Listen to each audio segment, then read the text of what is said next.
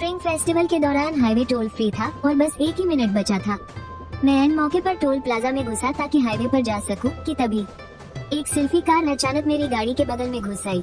Driver ने मुस्कुराते हुए शीशा नीचे किया और बोला, अरे भाई, तुम्हारी टेस्ला तो बहुत महंगी है, मेरी इस खटारा गाड़ी को आगे जाने दो न, तुम तो इतने अमीर हो।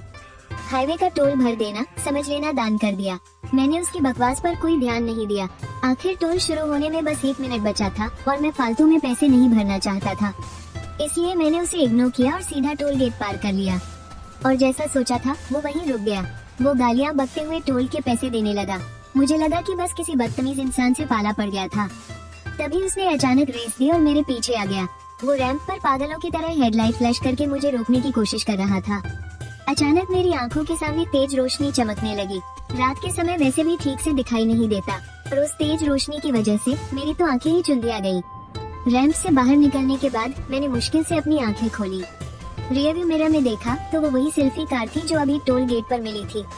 मेरे अंदर गुस्से की आग भड़क उठी, लेकिन मुझे याद आया कि पीछे मेरे माता पिता और बच्चे बैठे हैं। इस वक्त मुझे शांत रहना होगा, इसलिए मैंने जानबूझकर गाड़ी उसके बराबर की, शीशा नीचे किया और उसे समझाने लगा, भाई, ऐसे गाड़ी चलाना बहुत खतरनाक है, सही से गाड़ी चलाओ वरना तुम्हारे घर वाले रोते रह जाएंगे। लेकिन वो कहाँ सुधरने वाला था। उल्टा उसने फिर से कई बार हाई बीम चमका दी और एकदम मेरी गाड़ी से सटाकर चलाने लगा जैसे मुझे उकसा रहा हो। मैंने तुरंत शीशा बंद किया और स्टीयरिंग को कसकर पकड़ लिया। अगर मेरी गाड़ी की बैटरी कम न होती तो मैं कब का रेस देकर उसे पीछे छोड़ चुका होता। मेरी पत्नी समझ गई कि कुछ गड़बड़ है। उसने घबराकर मेरी तरफ देखा और बोली, सुनिए, गाड़ी थोड़ी धीरे चलाइए, ऐसे लोगों के मुंह लगना ठीक नहीं है। हम सब सुरक्षित घर पहुंच जाएं, बस यही बहुत है। कुछ नहीं होगा, मैं मौका देखकर गाड़ी छोटी सड़क पर उतार लूंगा। ऐसे लोगों से दूर ही रहना चाहिए। मैं बार बार अपने परिवार को तसल्ली दे रहा था, लेकिन अंदर ही अंदर मेरा गुस्सा बढ़ता जा रहा था। वो सेल्फी कार अभी भी मेरे पीछे चिपकी हुई थी। मैंने इंटरनेट पर ऐसे कई वीडियो देखे हैं। ये रोड रेज वाले पागल लोग दूसरों की जान को मजाक समझते हैं और उस सेल्फी के हेडलाइट्स तो पक्का मॉडिफाई किए गए थे। उनकी चमक किसी कंपनी फिटेड लाइट जैसी नहीं थी। अगर कुछ मिनटों तक और वो ऐसे ही लाइट मारता रहा तो मैं कुछ देर के लिए अंधा हो जाऊंगा और कोई बड़ा हादसा हो सकता है। थोड़ा ठंडे दिमाग से सोचने के बाद मैंने गाड़ी आगे की भीड़ भाड़ वाली सड़क पर डाल दी और तुरंत इंडिकेटर देकर स्पीड बढ़ाई ताकि गाड़ियों की भीड़ में घुसकर उससे पीछा छुड़ा सकूं। लेकिन जैसे ही मैंने स्पीड बढ़ाई, उस सेल्फी ने जानबूझकर मेरी गाड़ी में टक्कर मारने की कोशिश की। मैं एकदम से घबरा गया। शुक्र है मेरी कार के ऑटोमेटिक सेफ्टी सिस्टम ने गाड़ी को वापस अपनी लेन में खींच लिया। अगर इस स्पीड में टक्कर हो जाती तो गाड़ी पक्का पलट जाती और फिर या तो गंभीर चोटें आती या फिर जान ही चली जाती। उसी पल डर के मारे मेरे रोंगटे खड़े हो गए। लग रहा था कि ये पागल आज मेरी जान लेकर ही मानेगा। इसलिए मैंने स्टीयरिंग को और कस के पकड़ लिया। मैंने अब उसे पीछे छोड़ने की कोशिश करना बंद कर दिया। हाईवे पर गाड़ियों की बहुत भीड़ थी। अगर मैंने जल्दबाजी में लेन बदली और कहीं गाड़ियों की आपस में टक्कर हो गई तो मेरे पूरे परिवार की जान को खतरा हो जाएगा। मुझे बस एक ही स्पीड में गाड़ी चलाते हुए कुछ सोचना था। अगले ही सेकंड मेरे दिमाग में एक आइडिया आया। मैंने मुड़कर अपनी पत्नी की तरफ देखा। जरा ध्यान से उसका गाड़ी नंबर तो देखना। मेरी बात सुनते ही पत्नी ने हड़बड़ाहट में अपना फोन निकाला और उस सेल्फी की वीडियो बनाने लगी और मैंने हाईवे पुलिस को फोन मिलाया। हेलो सर, मैं कंप्लेंट करना चाहता हूँ। एक आदमी बहुत ही खतरनाक तरीके से गाड़ी चला रहा है। वो बार बार मेरी गाड़ी के आगे आ रहा है और हाई बीम मार रहा है। सर, कृपया मुझे अपनी लोकेशन की पूरी जानकारी दें। मैंने पुलिस को अपनी लेन और लोकेशन की पूरी जानकारी दे दी। इस वक्त पुलिस की मदद लेना ही एक रास्ता था। ऐसे लोगों से उलझने का कोई फायदा नहीं, वो भी नए साल के मौके पर। ऑफिसर, मैं बस अपने परिवार को सही सलामत घर ले जाना चाहता हूँ। क्या आपने नंबर प्लेट देखी? नहीं, उसकी हाई बीम लाइट लगातार जल रही है। आंखों में इतनी चमक पड़ रही है कि हम देख नहीं पा रहे। मेरी पत्नी डर से कांप रही है। उसकी आंखों से आंसू छलक रहे हैं। जाहिर है वो बहुत बुरी तरह डर गई है। माँ चुपचाप बच्चे को सीने से लगाए बैठी है, इस डर से कि कहीं बच्चा रोने न लगे। ऑफिसर, मेरी गाड़ी में एक बूढ़ी औरत और बच्चा है और मेरी माँ को दिल की बीमारी भी है। हालात बहुत नाजुक थे। ट्रैफिक पुलिस वाले मुझे लगातार तसल्ली दे रहे थे और उन्होंने पास की पेट्रोलिंग गाड़ी को मदद के लिए भेज दिया था। मुझे बस अपनी स्पीड बनाए रखनी थी और इंतजार करना था। मुझे लगा पुलिस के आने के बाद ये पागल इंसान कुछ उल्टी सीधी हरकत करने की हिम्मत नहीं करेगा। लेकिन अभी मुझे राहत की सांस लिए कुछ ही मिनट हुए थे कि पुलिस वाले की एक बात ने मेरे पसीने छुड़ा दिए। सर, हमने सीसीटीवी से उस गाड़ी का नंबर निकाल लिया है। पता चला है कि इस कार का मालिक इसी साल की शुरुआत में जेल से छूटा है। उसके खिलाफ पहले भी खतरनाक ड्राइविंग की वजह से किसी की जान लेने का मामला दर्ज है। पल भर में मेरे अंदर खौफ दौड़ गया। मैं तो इसे सिर्फ एक रोड रेज का मामला समझ रहा था। मुझे अंदाजा भी नहीं था कि वो अभी अभी जेल से छूटा एक मुजरिम है। आप लोग गलती से भी उससे उलझने की कोशिश मत कीजिएगा, बस हमारे पहुंचने का इंतजार कीजिए। ठीक है, मैं जैसे तैसे खुद को संभालता हूँ, पर प्लीज आप लोग भी जल्दी पहुँचिए।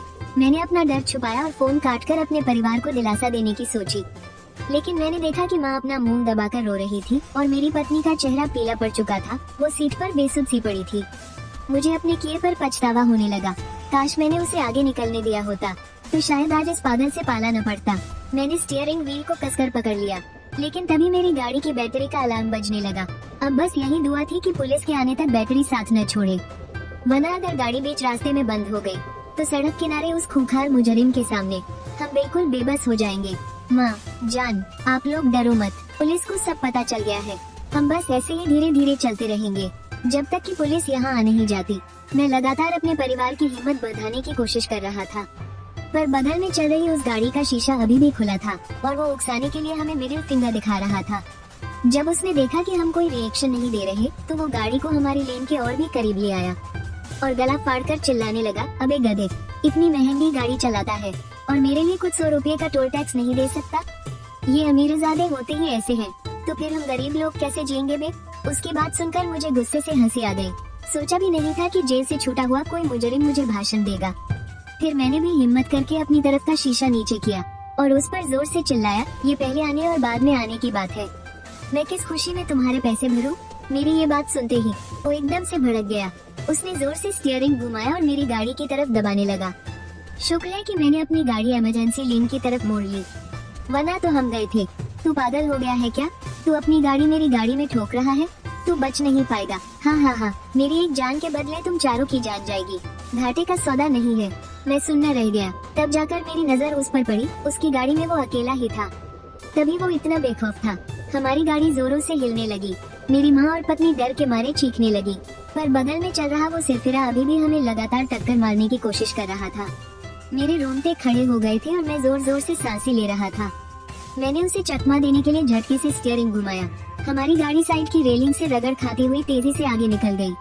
हम जिस पहाड़ी रास्ते पर थे उसके किनारे गहरी खाई थी। अगर हमारी गाड़ी रेलिंग तोड़कर नीचे गिरती तो मौत पक्की थी। मुझे लगातार बचता हुआ देखकर उस सेल्फी कार वाले को लगा कि मैं डर गया हूँ, इसलिए वो और भी घमंड में आकर तेज रफ्तार से मेरे पीछे आ गया और बार बार डिपा मारने लगा। सुनिए, जाने दीजिए ना। आप पूछ लीजिए कि उसे कितने पैसे चाहिए, हम उसे दे देते हैं, ठीक है? मैंने गहरी सांस ली। अब जो हालात थे उसमें समझौता करने के अलावा कोई रास्ता नहीं था। आखिर मैं अपनी जिद के चक्कर में पूरे परिवार की जान खतरे में नहीं डाल सकता था। पैसे देकर मुसीबत टालना ही सबसे आसान तरीका था। तुम जो कर रहे हो वो जुर्म है। तुम्हें कितने पैसे चाहिए? मैं दे सकता हूँ। मेरी ये बात सुनकर वो आदमी जोर जोर से हंसने लगा। अब पैसे देने की याद आई, पहले कहाँ मरा जा रहा था। आखिर तुम्हें कितने पैसे चाहिए? उसने कोई जवाब नहीं दिया और अपनी ही धुन में चिल्लाया, तेरी बीवी तो बहुत मस्त लग रही है। रे मैडम, आजा मेरी गाड़ी में बैठ, मैं तुझे एक मस्त चीज दिखाता हूँ। उसकी ये घटिया बातें सुनकर मेरा खून खौल उठा और गुस्सा सीधा मेरे दिमाग पर चढ़ गया। मैंने गुस्से में स्टीयरिंग व्हील को जोर से कस लिया और उस पर चिल्लाया, बकवास बंद कर अपनी, बता कितने पैसे चाहिए तुझे? मैं अभी तुझे ट्रांसफर करता हूँ। मैं खुद को बार बार समझा रहा था कि मुझे शांत रहना होगा। ऐसे कचरा इंसान को भड़काने का कोई फायदा नहीं था। आखिर जो बात पैसों से सुलझ सकती है वही सबसे सही थी। एक बार हम सुरक्षित निकल जाएं, फिर मैं इस सड़क छाप गुंडे को जेल की हवा जरूर खिलाऊंगा ताकि वो दोबारा जेल की रोटियां तोड़े। वो चिल्लाया, पैसे की क्या बात कर रहा है बे? मेरे नुकसान की भरपाई तेरे पैसे कैसे करेंगे? अगर अपनी भलाई चाहता है ना, तो अगले सर्विस स्टेशन पर अपनी बीवी को मेरी गाड़ी में भेज दे, बस थोड़ी गपशप करेंगे। पर तू टेंशन मत ले, मैं तो बस बात करूंगा। हाँ, उसकी मांगे हद से ज्यादा घिनौनी होती जा रही थी। पहले मैं सुलह करने की सोच रहा था, लेकिन अब मुझे समझ आ गया था कि ये कोई मामूली लूटपाट नहीं है, बल्कि वो मुझे बेबस करके और नीचा दिखाकर मजा ले रहा था। सपने देखना बंद कर। ट्रैफिक पुलिस को हमारी इस घटना के बारे में पता चल चुका है। अगर तू अभी मामला रफा दफा कर दे तो बच सकता है। अभी भी वक्त है, पीछे हट जा। पुलिस का नाम सुनते ही उस सेल्फी वाले के चेहरे का रंग उड़ गया और वो तमतमा गया। उसके चेहरे से हंसी गायब हो गई और उसकी जगह एक खौफनाक दरिंदगी ने ले ली। मुझे धमकी दे रहा है? तेरी इन धमकियों से मैं डरने वाला नहीं हूँ। आज तो मैं तुझे तेरी औकात दिखा कर रहूंगा। उसने जोर से एक्सीलरेटर दबाया उसकी गाड़ी का आगे का हिस्सा अचानक मेरी तरफ घुमा और इस बार उसने बहुत ही खतरनाक कट मारा और मेरी गाड़ी की बैटरी भी इतनी नहीं बची थी कि मैं और तेज भगा सकूं। इसलिए मैंने स्टीयरिंग को जोर से घुमाया और पूरी ताकत से ब्रेक दबा दिए। मैंने झटके से अपनी गाड़ी इमरजेंसी लेन में खड़ी कर दी। मुझे रुकता देख उस सेल्फी वाले ने भी अपनी गाड़ी मेरे सामने आड़ी लगा दी और लंबे लंबे डग भरते हुए मेरी तरफ बढ़ने लगा। नीचे उतर साले, तूने अचानक ब्रेक कैसे लगाए? मुझे मारना चाहता था क्या? उसने अपना चेहरा शीशे पर एकदम चिपका लिया। गुस्से से उसका चेहरा अजीब सा बिगड़ गया था। सुनिए, मुझे बहुत डर लग रहा है। मेरी जान, तुम डरो मत। हम गाड़ी के अंदर हैं, हमें कुछ नहीं होगा। मैं लगातार अपने परिवार को तसल्ली दे रहा था और फिर मैंने तुरंत ट्रैफिक पुलिस को फोन मिला दिया। जब सेल्फी वाले ने देखा कि हम बाहर नहीं आ रहे हैं तो वो और भड़क गया। उसने जोर से मेरी गाड़ी के दरवाजे पर लात मारी। फिर भद्दी भद्दी गालियां बकता हुआ वो वापस अपनी सेल्फी की तरफ मुड़ गया और ठीक उसी वक्त ट्रैफिक पुलिस ने भी मेरा फोन उठा लिया। हेलो ऑफिसर, मैं वही बोल रहा हूँ जिसने अभी कुछ देर पहले कॉल किया था। उस बदमाश ने हमारी गाड़ी का रास्ता रोक लिया है। वो बहुत हिंसक हो रहा है। तुम लोगों को और कितना वक्त लगेगा? सर, बस हिम्मत रखिए। मेरी पुलिस से बात अभी आधी ही हुई थी कि तभी मेरी नजर उस आदमी पर पड़ी। वो वापस आ रहा था और इस बार उसके हाथ में एक बेसबॉल बैट था। हा, वो मेरी हसीन जान, बड़ा इंतजार कर लिया ना? सुनमिंग ने टूटे हुए शीशे की दरार से अपना हाथ गाड़ी के अंदर घुसा दिया। कांच के टुकड़े उसकी हथेली में चुभ रहे थे पर उसे जैसे कोई दर्द ही महसूस नहीं हो रहा था। उसने दरवाजे का लॉक जोर से पकड़ रखा था। मैंने रियरव्यू मिरर से देखा, मेरी पत्नी अपना फोन पकड़े हुए थी और कांपते हाथों से उसके हाथ पर मारने की कोशिश कर रही थी। उसे मत छुओ, माँ और बच्चे को संभालो। सुनमेंग का चेहरा खून से लथपथ था, फिर भी वो खौफनाक तरीके से मुस्कुरा रहा था। उसने अपने दूसरे हाथ में बेसबॉल बैट पकड़ा और गाड़ी के दरवाजे पर जोर जोर से मारने लगा। उसका हर एक वार। पीछे की सीट पर बैठी मेरी माँ की हालत खराब हो चुकी थी। वो हांफते हुए तड़प रही थी और अपने सीने को बुरी तरह से पकड़े हुए थी। दरवाजा खोल, मैं 3 तक गिनूंगा। अगर तूने दरवाजा नहीं खोला तो मैं इस गाड़ी की छत उखाड़ दूंगा। मैंने डैशबोर्ड की तरफ देखा, बैटरी सिर्फ 1% बची थी। मैंने उसकी धमकियों को नजरअंदाज किया और चुपचाप इलेक्ट्रॉनिक पार्किंग ब्रेक हटा दिया। मेरे दाएं हाथ में गियर को कसकर पकड़ रखा था। मुझे चुप देखकर सुनमिंग ने अपना बेसबॉल बैट उठाया और पीछे की खिड़की के बचे हुए शीशे पर पूरी ताकत से दे मारा।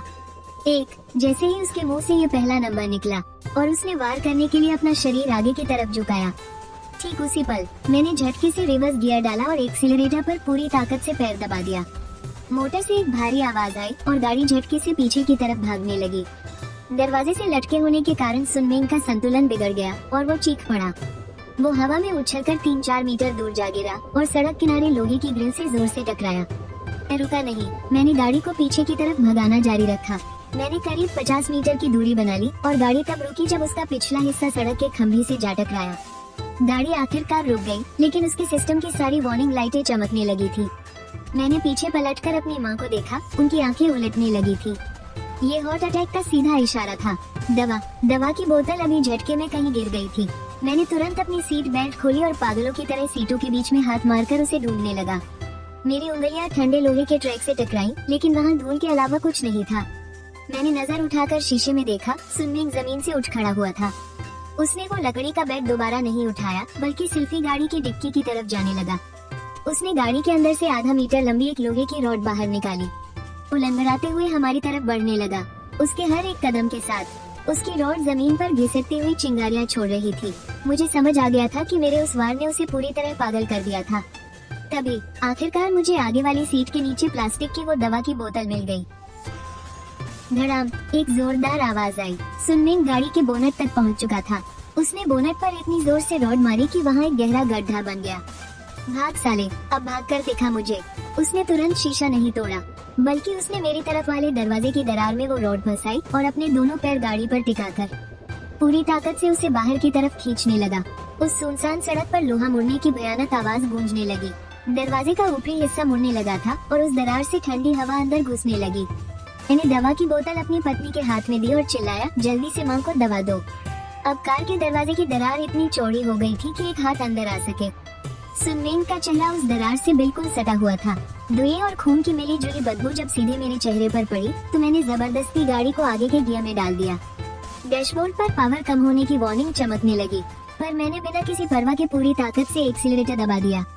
गाड़ी किसी मरते हुए बूढ़े फौजी की तरह घिसटते हुए आगे बढ़ी। सुनमिंग का बैलेंस बिगड़ गया, लेकिन इस बार वो पहले से तैयार था और फुर्ती से कूदकर अपनी सेल्फी कार में वापस बैठ गया। इंजन की तेज दहाड़ के साथ उसने हमारा पीछा किया। उसने तुरंत हमें ओवरटेक नहीं किया, बल्कि वो लगातार तिरछे होकर मेरी गाड़ी के पिछले हिस्से को टक्कर मारता रहा। टेस्ला हालांकि काफी भारी थी, लेकिन बिना बैटरी के मोटर में अब इतनी ताकत नहीं बची थी। गाड़ी सड़क पर इधर उधर बेकाबू होकर डगमगाने लगी। टायरों से कानों को चीरने वाली आवाज आ रही थी। आज तो मैं तुम लोगों को तड़पा तड़पा कर मारूंगा। उसने रेस दी और मेरी बगल में आ गया। फिर अचानक से स्टीयरिंग घुमा दी। वो मुझे दाईं तरफ की खाई की रेलिंग की ओर धकेलना चाहता था। मैंने स्टीयरिंग व्हील को कसकर पकड़ लिया और बची खुची पावर से हल्का सा ब्रेक लगाया। किसी तरह मैं उस टक्कर से बच निकला। फोन डायल करने की आवाज, हेलो 110 नंबर, पुलिस, हम खाई वाले पहाड़ी रास्ते पर हैं। यहाँ कोई हमें मारने की कोशिश कर रहा है, जल्दी आइए। मेरी बात पूरी भी नहीं हुई थी कि सिग्नल पूरी तरह टूट गया। उसकी कार ने फिर से जोरदार टक्कर मारी। इस बार धक्का बहुत तेज था। मेरी टेस्ला वहीं अपनी जगह पर आधी घूम गई और गाड़ी का अगला हिस्सा सीधा रेलिंग से जा टकराया। मोटर पूरी तरह से बंद हो गई और गाड़ी की स्क्रीन एकदम से काली पड़ गई। सुनमिंग ने अपनी गाड़ी का इंजन बंद किया, दरवाजा खोला और बाहर निकल आया। उसके एक हाथ में लोहे की रॉड थी और दूसरे हाथ में गैलन भर पेट्रोल। वो धीरे धीरे चल रहा था। उसका हर एक कदम जैसे हमारी मौत की उल्टी गिनती गिन रहा हो। मुझसे कार का दरवाजा नहीं खुल रहा था। मुझे टूटी हुई पिछली खिड़की से कूदकर बाहर निकलना पड़ा। मेरे हाथ में गाड़ी का फायर एक्सटिंग्विशर था और मैं दरवाजे के सामने ढाल बनकर खड़ा हो गया। सुनमिंग, तुझे पैसे चाहिए ना? मेरे बैग में कैश है, ये गाड़ी भी तू ले जा। अबे, मैं 5 साल तक जेल में सड़ता रहा। बाहर आया तो बीवी किसी और के साथ भाग गई और मेरी बूढ़ी माँ अस्पताल में मर गई। अब मुझे पैसे नहीं चाहिए, मुझे तुम जैसों की जान चाहिए। उसने पेट्रोल के डिब्बे का ढक्कन खोला और वो पीला भूरा पेट्रोल गाड़ी की छत पर उड़ेलने लगा। पेट्रोल की तेज महक ने पल भर में पहाड़ों की ठंडी हवा को दबा दिया और मेरी नाक में घुसने लगी। तू पागल हो गया है? अंदर बच्चा है। मैंने झटके से फायर एक्सटिंग्विशर का बटन दबा दिया। सफेद सूखा पाउडर फव्वारे की तरह निकला और पल भर के लिए उसकी आंखों के आगे धुंध छा गई। पाउडर से खांसते हुए सुनमिंग लड़खड़ाकर पीछे हटा और हवा में पागलों की तरह लोहे की रॉड घुमाने लगा। मैंने मौका देखा और झपटकर आगे बढ़ा और वो भारी एक्सटिंग्विशर पूरी ताकत से उसके घुटने पर दे मारा। वो दर्द से कराहता हुआ घुटनों के बल गिर पड़ा, लेकिन उसकी फुर्ती गजब की थी। उसने पलटकर रॉड सीधे मेरी कमर पर दे मारी। मुझे लगा जैसे मेरी रीढ़ की हड्डी टूट गई हो। मैं धड़ाम से जमीन पर गिर पड़ा। सुनमिंग जोर जोर से हौंफ रहा था। उसने अपनी जेब से एक लाइटर निकाला। सुनमिंग के हाथ कांप रहे थे। पता नहीं वो दर्द से कांप रहा था या पागलपन के जोश में। लाइटर की लौ हवा में फड़फड़ा रही थी और पेट्रोल से भीगी गाड़ी की छत से मुश्किल से आधे मीटर की दूरी पर थी। मैंने अपनी कमर के भयंकर दर्द की परवाह नहीं की। गिरते पड़ते घिसटते हुए मैंने छलांग लगाई और उसकी दोनों टांगों को कसकर पकड़ लिया। सुनो, जल्दी से माँ को लेकर निकलो, दूसरी तरफ से भागो। मेरी पत्नी पूरी जान लगाकर गाड़ी का वो पिचक चुका दाया दरवाजा धकेल रही थी। अंदर बच्चा रो रो कर बेहाल हो चुका था। सुनमिंग ने मेरे सिर को बुरी तरह कुचलना शुरू कर दिया। उसकी हर एक लात सीधे मेरी कनपटी पर पड़ रही थी। मेरी आंखों के आगे अंधेरा छाने लगा, लेकिन मेरे हाथों ने किसी लोहे के शिकंजे की तरह उसके पैरों को जकड़ रखा था। भागने की सोचना भी मत, कोई नहीं बचेगा। वो नीचे झुका और लोहे की रॉड का नुकीला सिरा मेरे हाथ के पिछले हिस्से पर घुसा दिया। दर्द इतना भयानक था कि मेरी पकड़ लगभग छूट ही गई थी, लेकिन मैं अंदर तक जानता था कि अगर मैंने इसे छोड़ दिया तो मेरे पीछे खड़ी कार आग का गोला बन जाएगी। जैसे ही उसने दोबारा लाइटर जलाने की कोशिश की, दूर सुरंग के मुहाने से अचानक तेज सफेद रोशनी चमक उठी। वो कोई आम गाड़ियों की हेडलाइट नहीं थी, बल्कि बहुत तेज सर्च लाइट थी। और तभी दूर से इंजनों की एक भारी और गूंजती हुई आवाज आनी शुरू हुई। वो भारी मोटरसाइकिलों और पुलिस की गाड़ियों के तेज रफ्तार से दौड़ने की गड़गड़ाहट थी। लाल और नीली बत्तियां सुरंग की दीवारों पर पागलों की तरह चमक रही थी और बिजली की रफ्तार से हमारी तरफ बढ़ रही थी। सुनमिंग एक पल के लिए ठिठका और उसने रोशनी की तरफ मुड़कर देखा। उसके ध्यान भटकने के उसी एक पल का फायदा उठाकर मैंने अपनी पूरी जी जान से जमीन पर पड़ा एक पत्थर उठाया और पूरी ताकत से उसके उस हाथ पर दे मारा जिसमें लाइटर था। पत्थर सीधा सुनमिंग के हाथ पर जा लगा। वो दर्द से बुरी तरह चिल्लाया। उसके हाथ से लाइटर छिटककर हवा में उछला और कार के पहिए से बस आधा मीटर की दूरी पर जा गिरा। लाइटर की आग बुझ चुकी थी। वो एक सस्ता सा प्लास्टिक का लाइटर था जो जमीन पर गिरते ही खटक से आवाज कर गया। मैं तुझे जान से मार दूंगा। वो पूरी तरह पागल होकर मेरे ऊपर झपटा। उसका 100 किलो से भी ज्यादा भारी शरीर मेरे ऊपर एक पहाड़ की तरह आ गिरा। मुझे लगा जैसे मेरी छाती की पसलियां अभी टूट जाएंगी। मेरे फेफड़ों से जैसे सारी हवा ही निचड़ गई। उसने लाइटर उठाने की कोशिश नहीं की, बल्कि अपने दोनों हाथों से मेरी गर्दन को कसकर दबा दिया।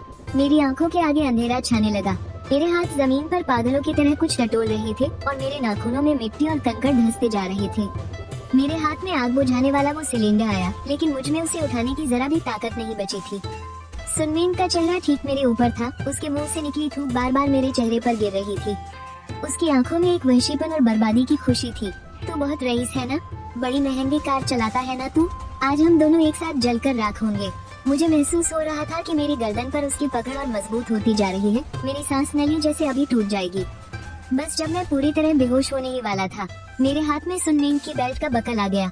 मैंने अपने अंदर बची आखिरी ताकत को बटोरा, अपने घुटने को मोड़ा और पूरी ताकत से उसके नाजुक हिस्से पर दे मारा। उसका शरीर झटके से एक तरफ लुढ़क गया। मेरी गर्दन पर से उसके हाथों की पकड़ तुरंत ढीली पड़ गई। मैंने इसी मौके का फायदा उठाकर जोर से सांस ली और उसे धक्का देकर अपने ऊपर से हटा दिया। मैं लड़खड़ाता हुआ घिसटकर जमीन पर पड़े उस लाइटर की तरफ लपका।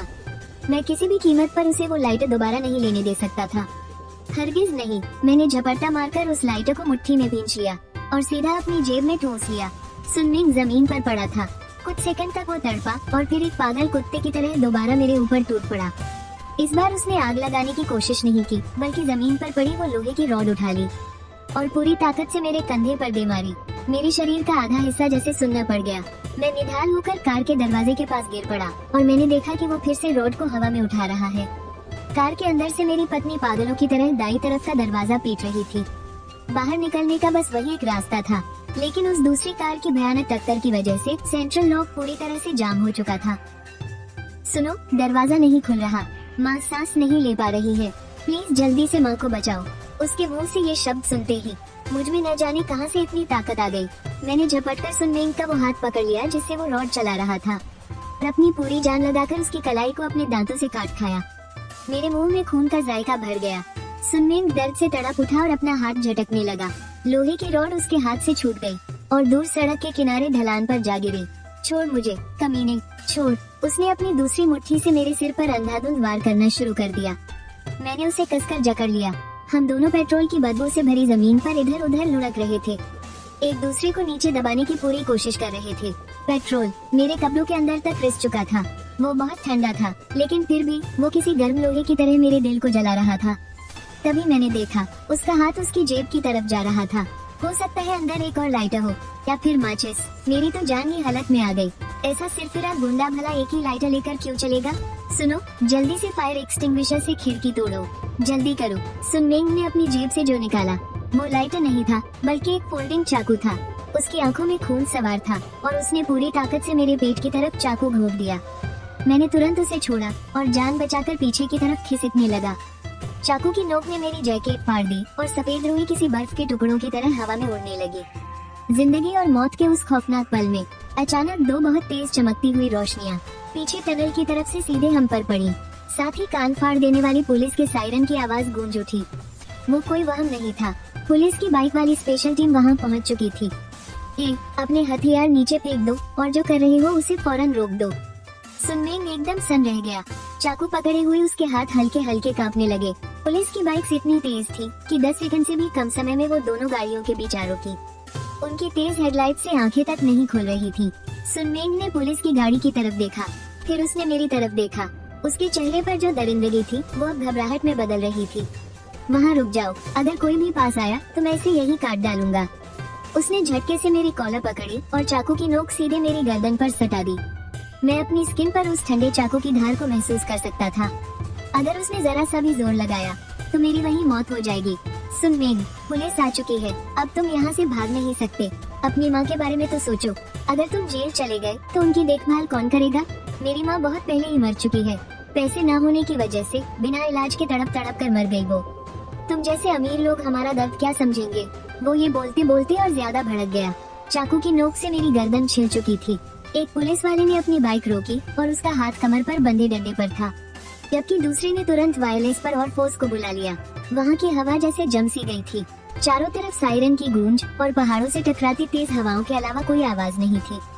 सुनमीन मुझे बंधक बनाकर धीरे धीरे पीछे की तरफ खिसकने लगा। हमारे पैरों के ठीक नीचे पेट्रोल फैला हुआ था जो अभी तक सूखा नहीं था। चाकू नीचे रख दो, तुम्हारी जो भी मांगे हैं हम बैठकर बात कर सकते हैं।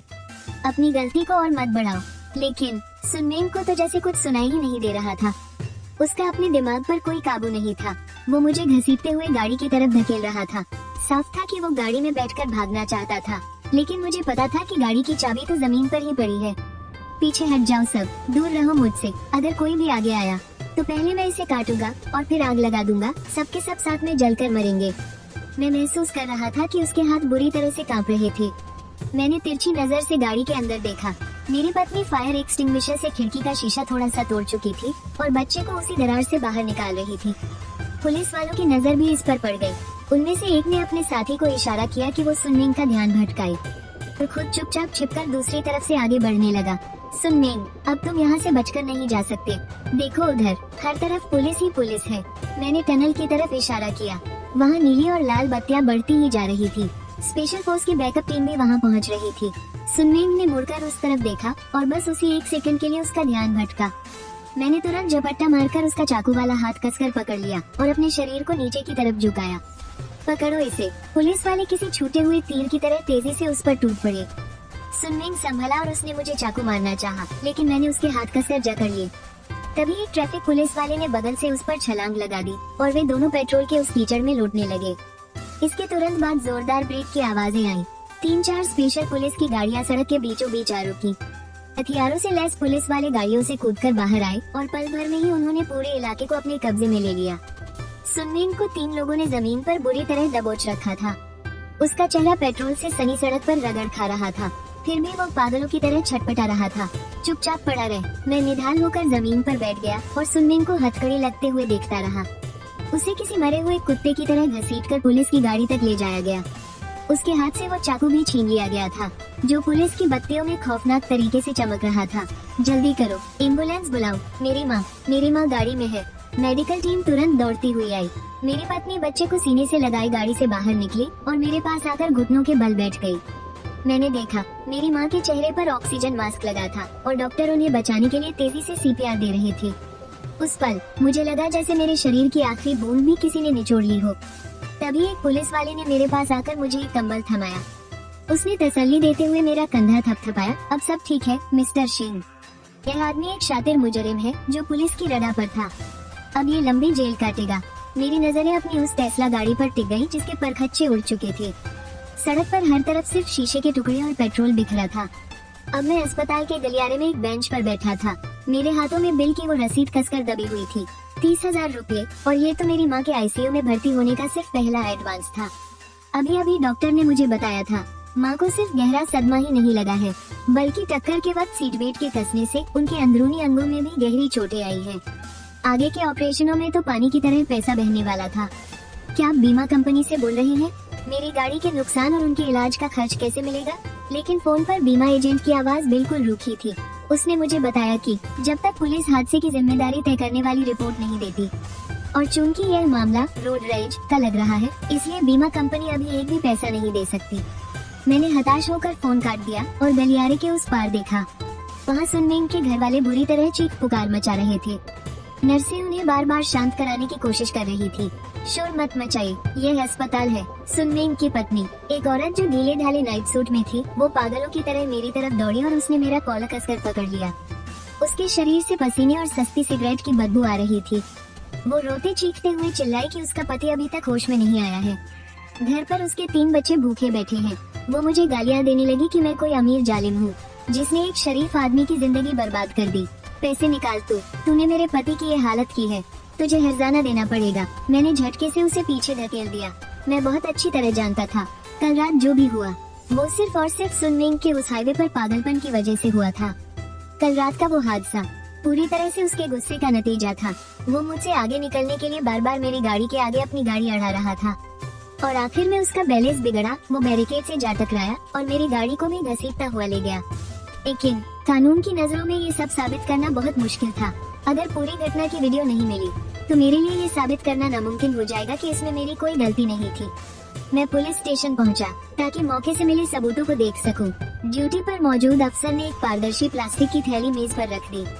उसमें मेरा डैश कैम था जो बाहर से पूरी तरह जलकर कोयला हो चुका था। उसका प्लास्टिक पिघलकर एक लोथड़े जैसा बन गया था।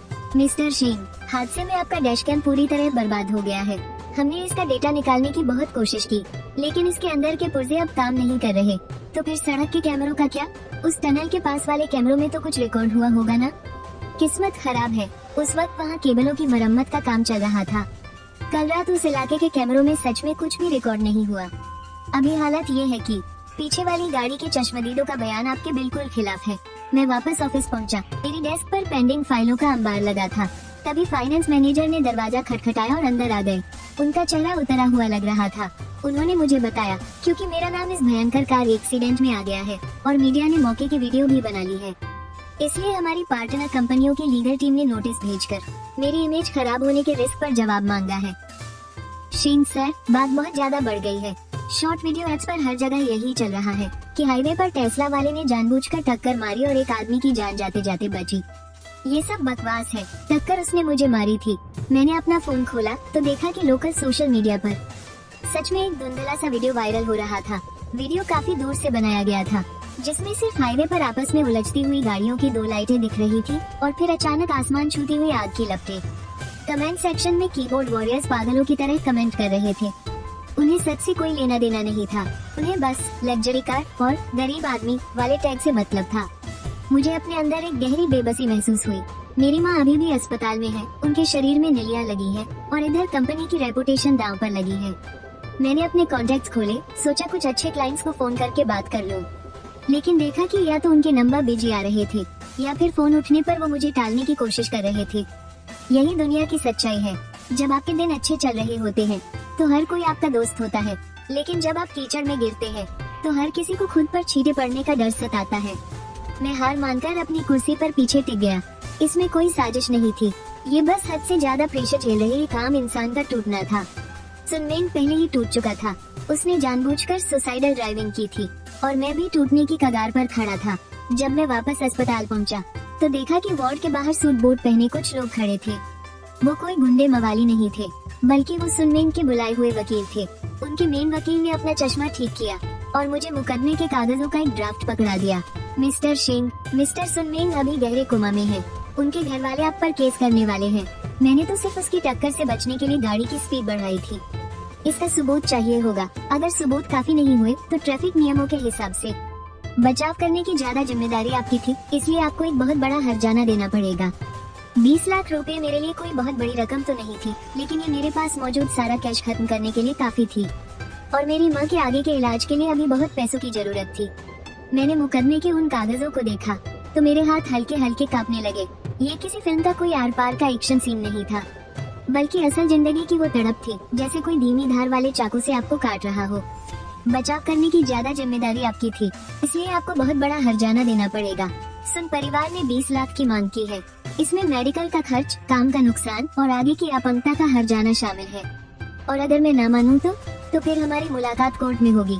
इसके अलावा सुन चियांग के घर वाले मीडिया से भी बात कर रहे हैं। वो अपने हक के लिए और बड़ा हंगामा करने की तैयारी में है। मिस्टर सिंह, आप एक इज्जतदार आदमी हैं। आप अच्छी तरह जानते होंगे कि नाम खराब होने का अंजाम क्या होता है।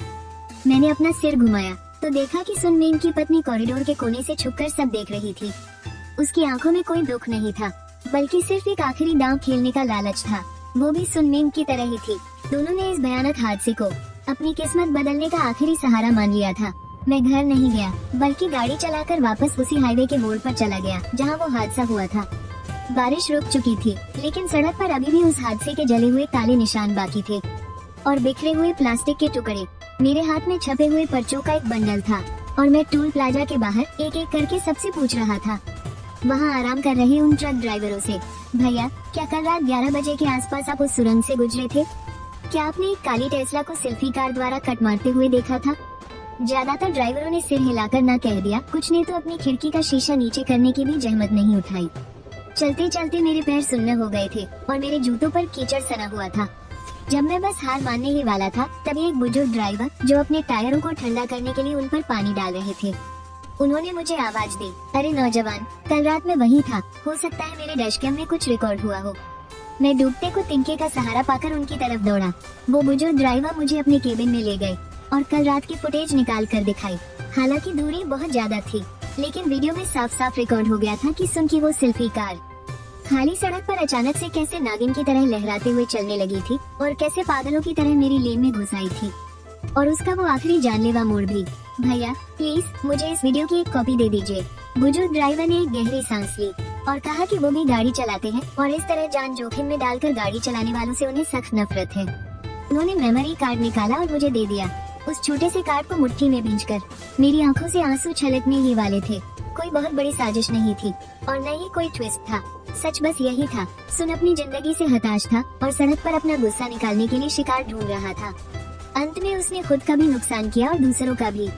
अब कानून ही इसका फैसला करेगा। मैं दालान में खड़ा फॉरेंसिक विभाग के दरवाजे को घूर रहा था। अंदर वीडियो की अहम जांच चल रही थी। उस बुजुर्ग ड्राइवर का दिया हुआ डैश कैम का मेमोरी कार्ड मैं पुलिस की तकनीकी टीम को दे चुका था। मैंने वहाँ पूरे 2 घंटे इंतजार किया। एस्ट्रे सिगरेट के टुकड़ों से भर चुका था। तभी आखिरकार दरवाजा खुला। सफेद दस्ताने पहने हुए एक पुलिस वाले हाथ में एक फाइल लिए बाहर आए और मुझे अंदर आने का इशारा किया। मिस्टर सिंह, वीडियो की जांच रिपोर्ट आ गई है। हमने पीछे चल रहे ट्रक के डैश कैम फुटेज का फ्रेम दर फ्रेम विश्लेषण किया है और सड़क पर ब्रेक के निशानों की नाप जोख करने के बाद हम एक नतीजे पर पहुंचे हैं। नतीजा क्या है? वीडियो में साफ दिख रहा है कि उस रात 11:14 पर वो काली सेल्फी कार आगे कोई गाड़ी या रुकावट न होने के बावजूद अचानक से 3 बार अजीब तरह से इमरजेंसी ब्रेक लगाती है। इस तरह की हरकत को कानूनी तौर पर जानबूझकर की गई खतरनाक ड्राइविंग माना जाता है। और तो और हमने सुनमिन की गाड़ी के ब्रेक फ्लूइड और टायरों की घिसावट की भी जांच की। वो गाड़ी हाईवे पर चलने के लिए बिल्कुल भी सुरक्षित नहीं थी। पुलिस वाले ने रिपोर्ट के आखिरी पन्ने को पलटा जिस पर एक बड़ी सी लाल रंग की सरकारी मुहर लगी थी। इससे ये साबित होता है कि सुनमिन की वो रुकावट से बचने वाली कहानी पूरी तरह से झूठी है। मैंने वो रिपोर्ट अपने हाथ में ली। मेरी उंगलियां उस कठोर निष्कर्ष पर फेर रही थी। ये कोई बड़ी साजिश नहीं थी, बस जिंदगी से हारा हुआ एक हताश आदमी सड़क पर अपनी भड़ास निकालने का रास्ता ढूंढ रहा था और अंत में खुद ही उसका शिकार हो गया। क्या इस रिपोर्ट के आधार पर सीधे तौर पर उसकी गलती तय की जा सकती है? हाँ बिल्कुल। हमने जो सड़क के डेटा निकाले हैं उनके मुताबिक हादसे से 10 किलोमीटर पहले तक सुनमिन ने कई बार ओवर स्पीडिंग की और लेन के ऊपर गाड़ी चलाई। ये अब कोई मामूली सड़क हादसा नहीं रहा, बल्कि ये यातायात अपराध की श्रेणी में आता है। मैं जांच रिपोर्ट की फोटोकॉपी लेकर अस्पताल लौट आया। सुनमिन की पत्नी अपने 2 बच्चों के साथ मेरी माँ के वार्ड के सामने वाली बेंच पर बैठी थी। मुझे देखते ही वो पहले की तरह चिल्लाते हुए मेरी तरफ नहीं दौड़ी, बल्कि सिर झुकाए घबराहट में अपने कपड़े का कोना कसकर पकड़े बैठी रही। उनका वो वकील भी वहीं खड़ा था और उसके चेहरे की हवाइयाँ भी उड़ी हुई थी। मिस्टर शेन, चलिए बात करते हैं उस पिछले मुकदमे के बारे में। परिवार वाले केस वापस लेने को तैयार हैं। हम केस वापस ले रहे हैं। कल तक तो तुम लोग मुझसे 20 लाख का हर्जाना मांग रहे थे, मुझे सड़क पर लाने की बात कर रहे थे। हाँ वो, दरअसल हमें मामले की पूरी जानकारी नहीं थी। अब तो रिपोर्ट भी आ गई है और पूरी संभावना है कि गलती 100% सुनमिन की ही साबित होगी। अगर मामला कोर्ट में गया तो सुन के परिवार को एक फूटी कौड़ी नहीं मिलेगी। उल्टा उन्हें आपकी गाड़ी के भारी नुकसान और आपकी माँ के इलाज का पूरा खर्च उठाना पड़ेगा। मैं उस औरत को देख ही रहा था कि वो अचानक बेंच से नीचे खिसक गई और घुटनों के बल गिरकर गिड़गिड़ाते हुए मेरे पैर पकड़ने की कोशिश करने लगी। उसके दोनों बच्चे डर के मारे जोर जोर से रोने लगे। कॉरिडोर के बाकी मरीज और नर्सें सब अजीब नजरों से हमारी तरफ देखने लगे। अस्पताल में इस तरह का इमोशनल ड्रामा कोई नई बात नहीं है, लेकिन इस बार मैंने पीछे हटने का कोई इरादा नहीं किया था। मिस्टर शेन, आप तो बहुत बड़े आदमी हैं। आपकी गाड़ी का तो इंश्योरेंस है। आपका एक इशारा हमारे पूरे परिवार को बर्बाद होने से बचा सकता है। यांगजी, वो अभी भी आईसीयू में है। डॉक्टर ने कहा है कि वो जिंदगी भर अपने पैरों पर खड़ा नहीं हो पाएगा। मैं आपके हाथ जोड़ती हूँ, हमसे पैसे मत मांगिए। हमारे पास सच में कुछ नहीं बचा है। जब तुम्हारे पति ने मेरी गाड़ी को टक्कर मारी थी, तब क्या उसने एक पल भी सोचा था कि मेरी माँ भी अंदर बैठी है? क्या उसने मेरे परिवार की जान की परवाह की थी? कानून ये देखकर काम नहीं करता कि कौन कितना गरीब है। मैं उसे वहीं छोड़कर आगे बढ़ा और दरवाजा खोलकर अपनी माँ के वार्ड में चला गया। माँ अब होश में आ चुकी थी। हालांकि अभी भी उनके चेहरे पर ऑक्सीजन मास्क लगा हुआ था, लेकिन उनकी आंखों में अब पूरी तरह से होश था। उन्होंने धीरे से अपना सिर हिलाया और मुझे इशारा किया कि मैं इस बहस को और न बढ़ाऊं। मैं उनका मतलब समझ रहा था, पर मैं ये भी अच्छी तरह जानता था कि ऐसी जानलेवा लापरवाही को माफ कर देना। कानून का पालन करने वाले हर इंसान के साथ नाइंसाफी होगी। समझौता कक्ष में पूरी भीड़ जमा थी। मेरी इंश्योरेंस कंपनी का क्लेम एजेंट, सुनमिन का वकील और सुनमिन की पत्नी, जिसका चेहरा खौफ से सफेद पड़ चुका था। पुलिस वाले ने टेबल पर उंगलियां थपथपाई और आखिरकार दुर्घटना की जांच की 2 पक्की रिपोर्ट मेज पर रख दी। ट्रैफिक विभाग की टेक्निकल जांच के मुताबिक इस हादसे में AX55 नंबर की गाड़ी चलाने वाला सुनमिन खतरनाक तरीके से गाड़ी चलाने और उसकी गाड़ी की खस्ता हालत के कारण इस हादसे का 100% जिम्मेदार है। वहीं ड्राइवर शेन तियानहाओ ने खुद को बचाने की जो कोशिश की, वो पूरी तरह से एक इमरजेंसी बचाव का हिस्सा थे। उन्होंने कोई भी ट्रैफिक नियम नहीं तोड़ा है, इसलिए उन पर कोई जिम्मेदारी नहीं आती। पुलिस की यह बात सुनते ही सुनमेन की पत्नी जैसे सुन्न पड़ गई और बेजान सी होकर कुर्सी पर ढह गई। 100% गलती, ये लफ्ज उस पर पहाड़ की तरह गिरे। इसका सीधा सा मतलब था कि सुनमेन के इलाज का सारा खर्चा उन्हें खुद उठाना होगा, और इसका ये भी मतलब था कि मेरी लाखों की टेस्ला कार में जो भी नुकसान हुआ है, उसका एक एक पैसा भी उन्हीं को भरना होगा। मिस्टर शेन, क्लेम एजेंट ने कहा, चूंकि पूरी गलती सामने वाले की है, इसलिए हमारी कंपनी अब रिकवरी की प्रक्रिया शुरू करेगी। आपकी गाड़ी की मरम्मत और आपकी मां के इलाज का सारा खर्च फिलहाल हम उठा लेंगे, और उसके बाद हमारी कंपनी की लीगल टीम सुनमेन के परिवार से वो पूरा पैसा वसूल लेगी। ठीक है, कानूनी तरीके से ही आगे बढ़िए, मैंने कागजात पर साइन करते हुए कहा। सुनमेन के वकील ने एक गहरी आह भरी और चुपचाप अपनी फाइलें समेटने लगा। वो जान गया था कि यह केस अब और नहीं चल सकता। सुन परिवार ने न केवल न्याय खो दिया था, बल्कि आने वाले कई दशकों का अपना गुजारा भी दांव पर लगा दिया था। मैं मीडिएशन रूम से बाहर निकला और खिड़की के बाहर लगातार गुजरती गाड़ियों को देखने लगा। हर कोई अपनी जिंदगी के लिए भाग दौड़ कर रहा है, लेकिन अगर इंसान अपने उसूल भूल जाए तो यही भाग दौड़ सीधे बर्बादी बन जाती है। मैं वापस कंपनी पहुंचा और सबसे पहले मैंने लीगल और ऑडिट डिपार्टमेंट की मीटिंग बुलाई। वांग वी मीटिंग टेबल के बिल्कुल आखिरी कोने में बैठा था। उसका महंगा सूट इस वक्त काफी बिखरा बिखरा सा लग रहा था। वो लगातार मुझसे नजरें चुराने की कोशिश कर रहा था, लेकिन मैंने बिना कुछ कहे सीधा ट्रैफिक पुलिस की रिपोर्ट को मीटिंग टेबल के बीचों बीच फेंक दिया। कुछ दिन पहले तुम जो कंपनी की बदनामी का रोना रो रहे थे ना, अब अपना मुंह बंद रखो। शेन सर, मैं भी तो कंपनी के भले के लिए ही कह रहा था। आखिरकार उस समय सच्चाई किसी को नहीं पता थी। सच्चाई न पता होना किसी की पीठ में छुरा घोंपने का बहाना नहीं हो सकता। ऑडिट डिपार्टमेंट, मेरी मांग है कि पिछले 3 सालों के सभी लॉजिस्टिक सप्लाई कॉन्ट्रैक्ट की दोबारा चेकिंग की जाए। मैंने देखा है कि सुनमेन को कंपनी से निकाले जाने के बाद भी लॉजिस्टिक्स डिपार्टमेंट से गाड़ी के मेंटेनेंस भत्ते के नाम पर पैसे मिलते रहे हैं। मिस्टर वांग, क्या आप समझा सकते हैं कि नौकरी से निकाले जा चुके एक ड्राइवर को कंपनी से भत्ते कैसे मिल रहे थे? मीटिंग रूम में पल भर में सन्नाटा छा गया। वांग वेई के माथे पर पसीने की बारीक बूंदें छलक आई। यह कोई बहुत पेचीदा साजिश नहीं थी, बस वांग वेई अपनी पावर का गलत इस्तेमाल करके लंबे समय से कंपनी का पैसा हड़प रहा था, ताकि वो अपने निजी काम करवाने के लिए कुछ फालतू लोगों को पाल सके। सुनमेन बस उनमें से ही एक था। मैंने सारे सबूत कंपनी के बोर्ड ऑफ डायरेक्टर्स को सौंप दिए हैं। मिस्टर वांग, अब आप खुद इस्तीफा देंगे या लीगल डिपार्टमेंट के धोखाधड़ी का केस दर्ज करने का इंतजार करेंगे? वांग वेई ने कुछ बोलने के लिए मुंह तो खोला, पर उसके गले से एक भी शब्द नहीं निकला। वो बेबसी से अपनी कुर्सी पर पीछे की तरफ टिक गया और उसकी आंखों की चमक धीरे धीरे खोखली हो गई। उसे हमेशा लगता था कि वो सब कुछ कंट्रोल कर सकता है, लेकिन वो ये भूल गया कि आज के कॉर्पोरेट मैनेजमेंट में हर एक लेन देन को उसके सोर्स तक ट्रैक किया जा सकता है। मुझे रास्ते से हटाने के लिए उसने सुनमेन जैसे एक खतरनाक मोहरे का इस्तेमाल किया, लेकिन आखिर में ये दांव उल्टा उसी पर भारी पड़ गया। माँ व्हीलचेयर पर बैठी थी और उनके घुटनों पर एक मोटा कंबल रखा हुआ था। घास पर धूप की सुनहरी किरणें बिखरी थी और कुछ बच्चे दूर हंसते खेलते हुए एक दूसरे के पीछे भाग रहे थे। 1 महीने की रिहैब और ट्रीटमेंट के बाद अब वो थोड़ा बहुत चलने की प्रैक्टिस कर पा रही थी। मैं उनकी व्हीलचेयर को धकेलते हुए पेड़ों के बीच बनी सड़क पर धीरे धीरे चल रहा था। माँ, डॉक्टर ने कहा है कि बस 2 हफ्ते और फिर हम घर वापस जा सकेंगे। माँ ने सिर हिलाया और अखबार में छपी एक खबर की तरफ इशारा किया। वो खबर पूरे शहर में रोड रेज के खिलाफ चलाए जा रहे एक सख्त अभियान के बारे में थी। उस भयानक हादसे के बाद समाज में इस मुद्दे पर लोगों का ध्यान लगातार बढ़ने के कारण प्रशासन ने हाईवे पर खतरनाक ड्राइविंग के लिए सजा और भी सख्त कर दी थी। पिछले हफ्ते अस्पताल में सुनमेन की मौत हो गई, मल्टीपल ऑर्गन फेलियर की वजह से। उसका परिवार भी आखिर में हमें ज्यादा हर्जाना नहीं दे पाया। इंश्योरेंस कंपनी की सारी कागजी कार्रवाई पूरी होने के बाद जो बची हुई रकम थी, उसके लिए मैंने लीगल टीम को उनके पीछे पड़ने से रोक दिया। सुनमेन की पत्नी ने शहर वाला अपना घर बेच दिया और बच्चे को लेकर वापस अपने गांव लौट गई। वो पूरी जिम्मेदारी वाली पुलिस की रिपोर्ट उनके लिए जिंदगी भर का ऐसा कलंक बन गई जो कभी नहीं मिटेगा। मुझे बदला लेने की कोई खुशी नहीं मिली, बस एक गहरा अफसोस था। काश उस रात सुनमेन अपने गुस्से को थोड़ा काबू में रख पाता। अगर उसके दिल में किसी की जान के लिए जरा सी भी कद्र होती तो शायद ये सब कभी होता ही नहीं। मैंने व्हीलचेयर को रोका और दूर क्षितिज की तरफ देखने लगा। मेरी टेस्ला गाड़ी अब पूरी तरह रिपेयर हो चुकी थी, लेकिन फिर भी मैंने उसे बेच दिया और उसकी जगह ज्यादा स्पेस वाली एक बड़ी गाड़ी ले ली। अब मुझे तेज रफ्तार के उस रोमांच की कोई चाहत नहीं है और नहीं मैं अब 1 या 2 सेकंड पहले आगे निकलने की परवाह करता हूँ। माँ, चलो घर चलते हैं। जिंदगी फिर से अपनी पटरी पर आ गई है। ऑफिस की वो खींचतान और राजनीति वांग वे के जाने के बाद धीरे धीरे शांत हो गई है और परिवार पर आया संकट भी कानून और सबूतों के आगे सुलझ गया है। मैंने गाड़ी स्टार्ट की और आराम से ट्रैफिक के बीच शामिल हो गया। रास्ता अभी बहुत लंबा है और मैंने अब इत्मीनान से गाड़ी चलाना सीख लिया है।